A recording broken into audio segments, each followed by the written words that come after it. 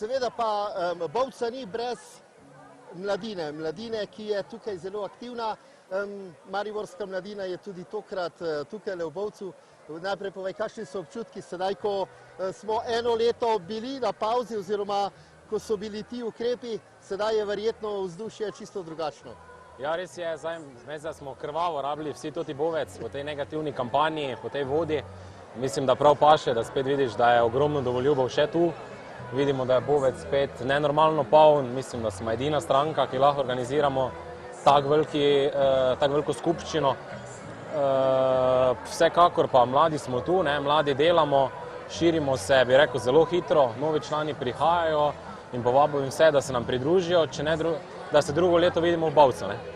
Prav gotovo.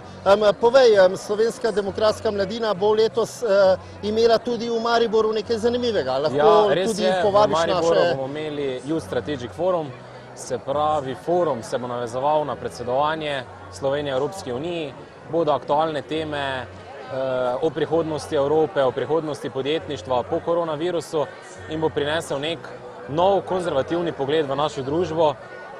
In vsi upamo, da bo ta konzervativni pogled in ta konzervativna misel ostala tukaj tudi v prihodnje. Pridejo tudi drugi gostje, slavnostni govornik bo predsednik Janša, obrambni minister Tonin, zunanji minister Anže Logar, tako da bo v hotelu City 14. avgusta pester program in verjamem, da boste ga lahko spremljali ali preko spleta.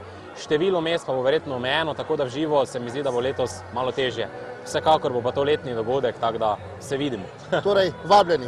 Vabljeni, definitivno. In pa hvala mladini, da je tako pridna, da tako pomaga in verjetno se vidimo spet naslednjič v Bovcu. Sigurno se vidimo v Bovcu, mladina se jača, mladina se gradi in verjamemo, da nas bo drugo leto še več.